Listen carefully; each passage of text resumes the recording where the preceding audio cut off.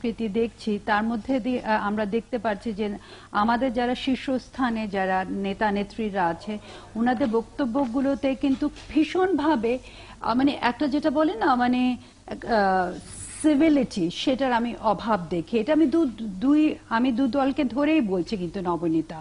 মানে আপনি লক্ষ্য করবেন যে আমাদের মাননীয় প্রধানমন্ত্রী যে ধরনের তীক্ষ্ণ বক্তব্য দেন ঠিক সেভাবেই মানে বিরোধী দলের নেতা থেকেও সে ধরনেরই বক্তব্য আমরা দেখতে পারি। কিন্তু আমি যেটা সাইদ ভাইয়ের সাথে বলছিলাম যে আশার ব্যাপারটা হলো যে যারা এখানে নবনির্বাচিত হয়েছেন এবং যিনি হেরে গেছেন তাদের মধ্যে কিন্তু আমরা দেখছি সেই সুশীল ভাবটা, এবং সেখানেই আমার মনে হয় বাংলাদেশকে তাকিয়ে থাকতে হবে, কারণ মাঠ পর্যায়ে যারা আছেন তারা কিন্তু মেনে নিচ্ছেন এবং একে অন্যকে অভিনন্দন জানাচ্ছেন এবং ওনারা মানে এক ধরনের ইয়েও করছেন যে ওনারা একসাথে মিলে কাজ করবেন। তা আমার মনে হয় যে এখন সময় এসেছে আমাদের একটা চিন্তা করার যে এই দুটো দলের মধ্যে সত্যিকার অর্থে যদি গণতন্ত্র আসে, আমি গণতন্ত্র বলতে বোঝাচ্ছি দলের ভেতরে গণতন্ত্র, এবং এই নেত্রীরা যদি উঠে আসেন তাহলে আমার মনে হয় যে বাংলাদেশের এখনো আশা আছে যে আমরা একটা গণতান্ত্রিক দেশের দিকে যেতে পারবো। আমি একটা কথা এখানে বলতে চাচ্ছি নবনীতা, আমরা দেখি যে আমরা ইলেকশনটার মধ্যেই কিন্তু মনে করি যে গণতন্ত্র সীমাবদ্ধ, যে গণতান্ত্রিক দেশে তো প্রায়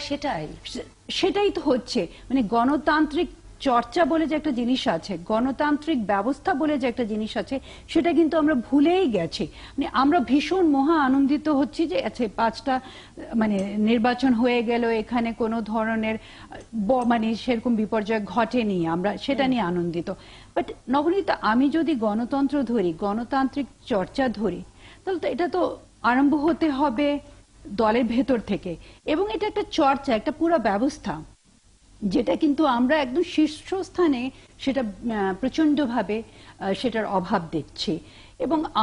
যখন প্রধানমন্ত্রী এটা ব্রিটেনে যে বলছেন যে ব্রিটেনের মতো ব্যবস্থাতেই এখানে বাংলাদেশের নির্বাচন হবে, সেটাও ওনার মনে রাখতে হবে যে ব্রিটেনের মতো রাজনৈতিক অবস্থা তো আমাদের দেশে নেই, সেখানে তো দুটো রাজনৈতিক দলের মধ্যে আস্থার অভাবটা নেই, এবং যেটা মানে বা আপনি অপোজিশনকে তো এভাবে দমন করছেন না, এবং একটা ইস্যুতে এত মানে 2-3 বছর ধরেই তো আন্দোলন চলছে। তো এটা তো আমি যখন বলবো যে সেই সমাধান হয়নি, না সমাধান হয়নি, এবং আমাকে মাথায় রাখতে হবে কি সে প্রেক্ষিত কি পাল্টে গেছে। মানে এখানে তো আমরা দেখছি যে দুই নেত্রী কিন্তু একটা কঠোর অবস্থান নিয়ে আসছে। আমরা একটু শুনে আসি বেগম খালেদা জিয়া কি বলছেন, তার বক্তব্যের কিছু আমরা বাধ্য করব নিরপেক্ষ সরকারের অধীনে নির্বাচন দিতে।